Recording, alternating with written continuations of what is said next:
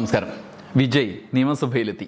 ഇന്ന് തമിഴ്നാട് നിയമസഭ അസംബ്ലി സമ്മേളിച്ച് സഭാംഗങ്ങളുടെ സത്യപ്രതിജ്ഞയായിരുന്നു.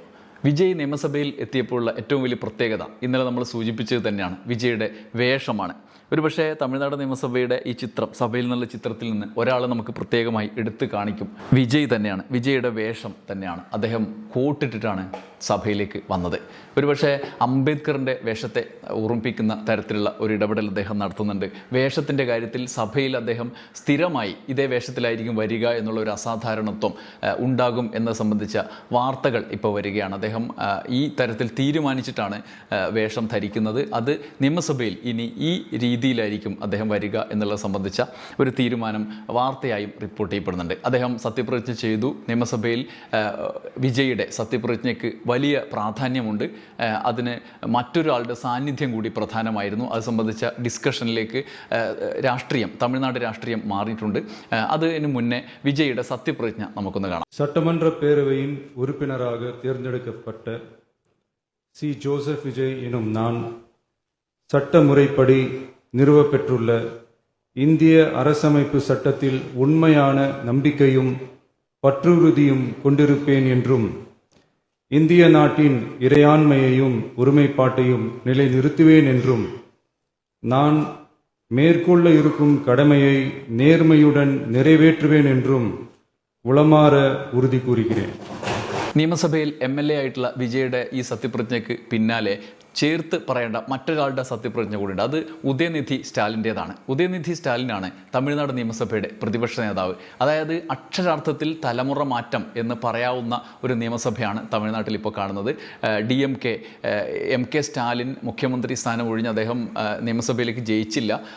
സ്വാഭാവികമായിട്ട് അദ്ദേഹം ജയിച്ചിരുന്നെങ്കിൽ ചിലപ്പോൾ അദ്ദേഹം പ്രതിപക്ഷ നേതാവായിരുന്നേനെ. എന്നാൽ അതിനു പകരം അദ്ദേഹം ജയിക്കാത്തതിൻ്റെ കൂടി തുടർച്ചയായി ഉദയനിധി ജയിക്കുകയും അദ്ദേഹത്തിൻ്റെ മകൻ ജയിക്കുകയും അദ്ദേഹം പ്രതിപക്ഷ നേതാവാവുകയും ചെയ്യുന്നു എന്നുള്ളതാണ് തമിഴ്നാട് നിയമസഭയുടെ ഏറ്റവും ഒന്നാമത്തെ പ്രത്യേകത, തലമുറ മാറ്റം.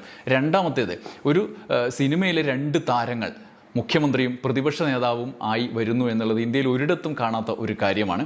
അതും സജീവമായി സിനിമയിലുണ്ടായിരുന്ന 2 താരങ്ങളാണ്. ഉദയനിധി ഈ തെരഞ്ഞെടുപ്പോടുകൂടി സിനിമ ഉപേക്ഷിക്കും എന്ന് നേരത്തെ തന്നെ പ്രഖ്യാപിച്ചിട്ടുള്ളതാണ്.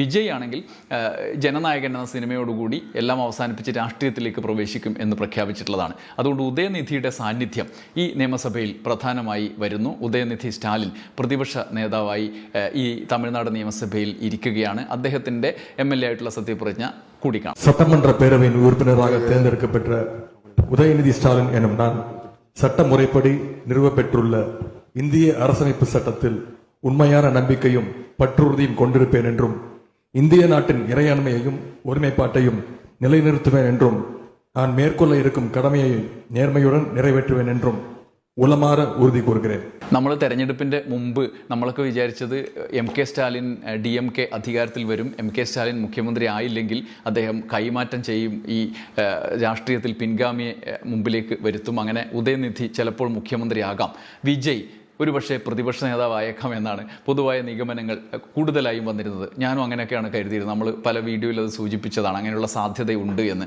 10-40 സീറ്റ് ഒരുപക്ഷെ വിജയകാന്തൊക്കെ വന്നതുപോലെ ഒരു പ്രതിപക്ഷ കക്ഷിയായി വിജയുടെ TVK മാറിയേക്കാം, അതിൻ്റെ നേതാവായി വിജയ് ഇരിക്കും, ഇപ്പുറത്ത് ഉദയനിധി ഇരിക്കും എന്നൊക്കെയാണ് വിചാരിച്ചിരുന്നത്. എന്നാൽ തെരഞ്ഞെടുപ്പ് അത്ഭുതകരമായി വിജയ്ക്കൊപ്പം ഒറ്റടിക്ക് ജനം ഒന്നാകെ വിജയ്ക്കൊപ്പം നിന്നു. വെറും വളരെ ചുരുങ്ങിയ സീറ്റുകളുടെ മാത്രം വ്യത്യാസത്തിൽ വിജയ് മുഖ്യമന്ത്രിയായി. ഇപ്പോൾ നേരെ തിരിച്ചാണ് സംഭവിക്കുന്നത്.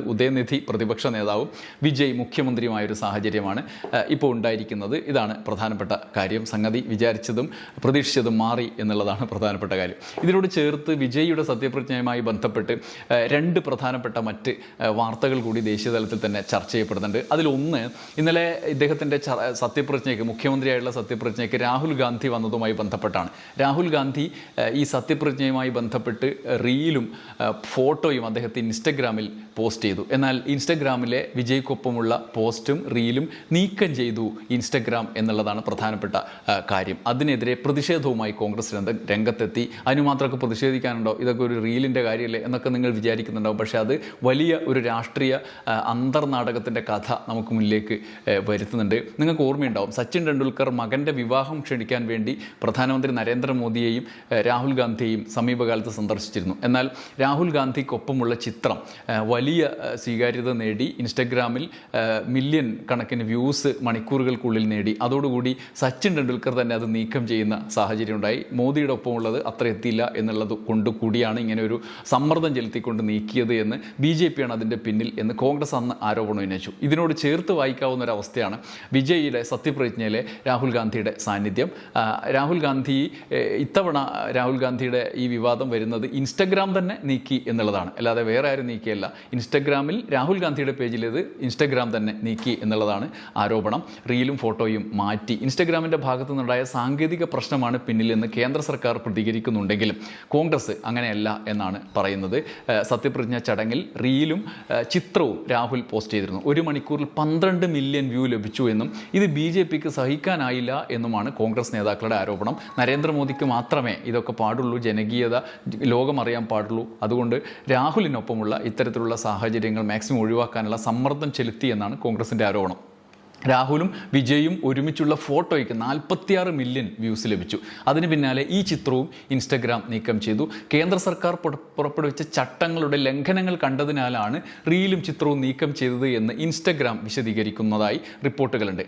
ഇതാണ് വിവാദങ്ങൾക്ക് വഴിവെച്ചത്. രാഹുൽ ഗാന്ധിയുടെ ഇൻസ്റ്റഗ്രാം, യൂട്യൂബ്, ഫേസ്ബുക്ക് തുടങ്ങിയ മാധ്യമങ്ങളിലെ പോസ്റ്റുകൾ സംബന്ധിച്ച് യഥാർത്ഥ കണക്കുകൾ ഈ പ്ലാറ്റ്ഫോമുകൾ പുറത്തുവിടുന്നില്ല എന്നാണ് കോൺഗ്രസ് ഉന്നയിക്കുന്ന ആരോപണം. അതിൻ്റെ എല്ലാം പിന്നിൽ കേന്ദ്ര സർക്കാരാണെന്നും അവർ ആരോപിക്കുന്നുണ്ട്. എന്നാൽ ഇക്കാര്യത്തിൽ കേന്ദ്ര സർക്കാരിന് പങ്കില്ലെന്നാണ് സർക്കാരിൻ്റെ വക്താക്കൾ വിശദീകരിക്കുന്നതായി റിപ്പോർട്ടുകൾ വരുന്നത്. നേരത്തെ സച്ചിനൊപ്പമുള്ള ചിത്രം നമ്മൾ പറഞ്ഞല്ലോ, അന്നും സമാനമായ വിശദീകരണമാണ് പറഞ്ഞത്. അന്ന് പിന്നെ സച്ചിൻ തന്നെയാണ് ഡിലീറ്റ് ചെയ്തത് എന്നുള്ളതാണ് നമ്മുടെ മുമ്പിൽ ഇപ്പോഴുള്ളതിൽ നിന്നും വ്യത്യാസം. അതിനിടെ മറ്റ് ചില ആരോപണങ്ങളും കടുത്ത് ഉയരുന്നുണ്ട്. മോദിക്ക് മുകളിലേക്ക് ഇത്തരത്തിലുള്ള ഹിറ്റുകൾ, വ്യൂകളൊന്നും പോകാൻ പാടില്ല രാഹുൽ ഗാന്ധിക്ക് എന്നുള്ള കടുംപിടുത്തവും അത്തരത്തിലുള്ള താല്പര്യങ്ങളുമാണ് ഇതിന് പിന്നിൽ എന്നാണ് കോൺഗ്രസ് ആരോപിക്കുന്നത്. രണ്ടാമത്തെ കാര്യം, ഈ വിജയിയുടെ ഇന്നലത്തെ സാന്നിധ്യം, അവിടെ രാഹുൽ ഗാന്ധിയുടെ സാന്നിധ്യം വിജയുടെ സത്യപ്രതിജ്ഞയ്ക്കിടയിൽ രാഹുൽ ഗാന്ധി വരുന്നത് വെറുതെ പെട്ടെന്ന് ഒരു ആവേശത്തിന് വരുന്നതല്ല എന്നൊക്കെ കോൺഗ്രസ് വിശദീകരിക്കുന്നുണ്ട്. DMK-ക്കൊപ്പം മത്സരിച്ച് രാഹുൽ വെളുക്കും മുമ്പേ കാലുമാറി DMK ചതിച്ച് അങ്ങോട്ട് പോയതാണെന്ന് MK സ്റ്റാലിൻ ആരോപിക്കുന്നുണ്ട്. എങ്കിലും വിജയ് നേരത്തെ തന്നെ കോൺഗ്രസുമായി ബന്ധപ്പെടാൻ ആഗ്രഹിച്ചിരുന്നു എന്നുള്ള വെളിപ്പെടുത്തലുകൾ വരുന്നുണ്ട്. വിജയ് രാഹുൽ ഗാന്ധി ബന്ധം 10-16 വർഷത്തെ പഴക്കമുള്ളതാണ് എന്നൊക്കെയുള്ള അവകാശവാദങ്ങളും വരുന്നുണ്ട്.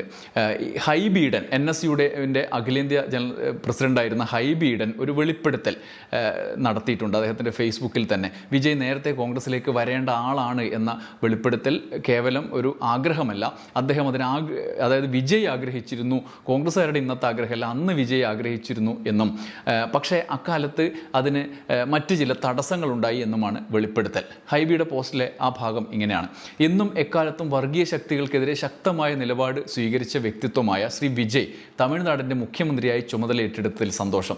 2009 NSUI അഖിലേന്ത്യാ പ്രസിഡന്റായിരുന്ന കാലഘട്ടത്തിലാണ് വിജയുമായി ഒരു കൂടിക്കാഴ്ച നടത്തുന്നത്.